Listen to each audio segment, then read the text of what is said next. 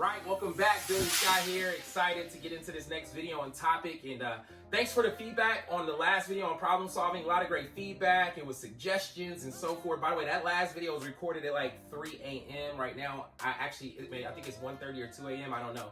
But I'm committed to getting this information. I really want to help people save time. That's ultimately the objective here. If there's something that took me years to figure out and I can share it and help you in a short video, why not, right? Time, we can't buy it back. We can't negotiate more time. When it's over, it is over. This life is not a dress rehearsal, right? So let's get into this next video. How to become unstuck. And what does that mean? That means, maybe you feel stuck in your circumstances or emotionally or in your career, your finances, so forth. It's going to apply to all those places.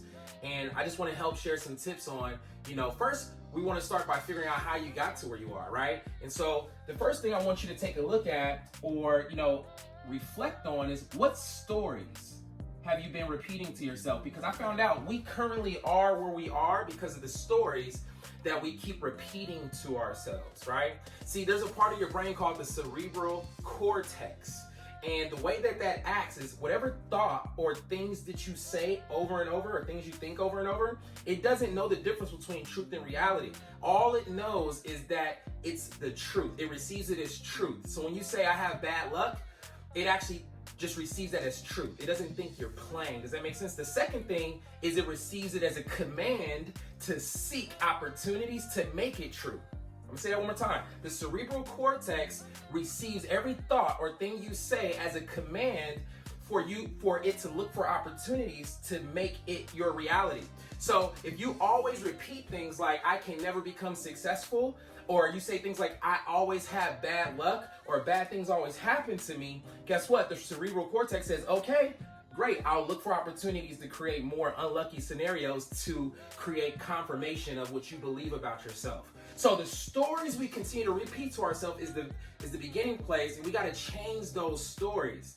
The good news is, if the cerebral cortex believes anything you send it, why not send it positive things over and over and let it allow you to find more opportunities to create and affirm that. All right, so stories, that's number one. Here's number two.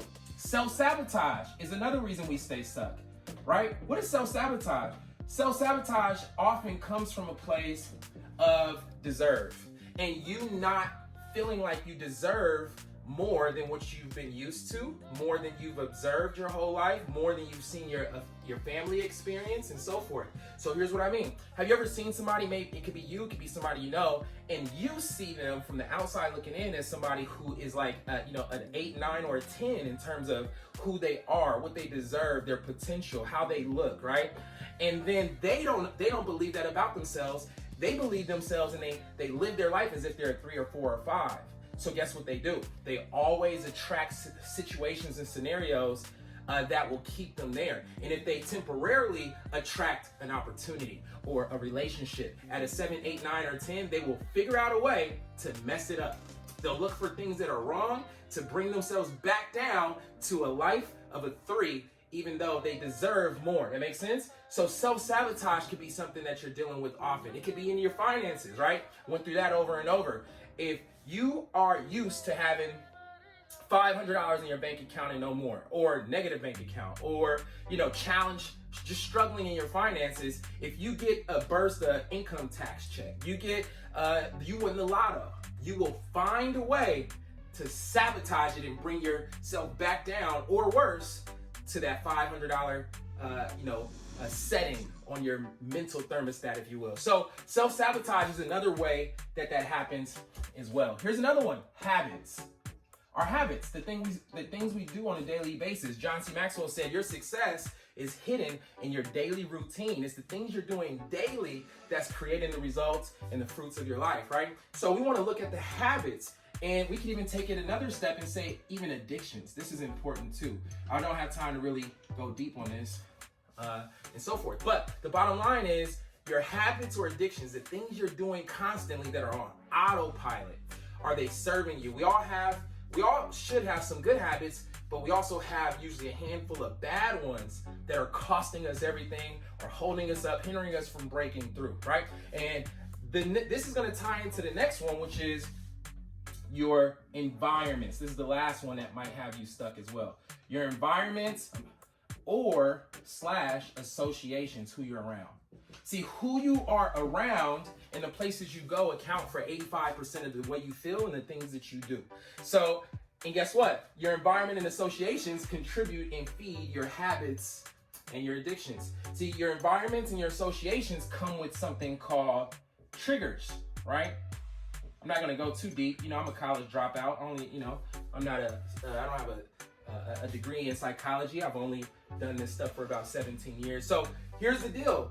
They come with triggers that continue to feed and send you back to these habits, back to these addictions, right? And so you gotta take a look at each of those. What are some of those addictions that cost people the most? I saw, shout out Baby Bash. If you don't know who that is, he's a rapper from the Bay Area. He's a very smart dude. He did a post the other day talking about 4 key addictions that have been responsible for a lot of his friends losing their lives or losing their families and everything else. And he said gambling, drugs, alcohol, and sex, right? So that's 4 big ones, but there might be some other ones, right? And you can look at it. It could be your spending habits and your eating habits. These are all things that could be either habits or even addictions that are costing you, holding you back, hindering you, or even declining you in your life. So you want to take a look at that. So what are a few things that we can do as we wrap up this video? I want to try to keep these videos as short as possible.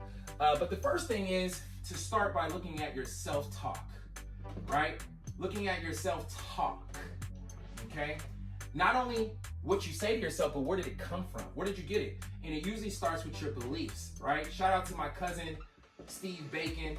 He has a company called Belief Theory where he actually helps people dig very deep into where you got those beliefs. Because if you don't figure out the roots and dig those up and start there, you can do all this surface level stuff and it's like spraying cologne, but you didn't take a shower. That makes sense? That's not going to be a good turnout. So you want to start with your beliefs and how you got there. Where did this come from? You know, how did this story start, or this self-sabotage, or this level of, you know, a low self-esteem or a lack of belief, right? Self-talking the things you say, okay? Now, here's another one.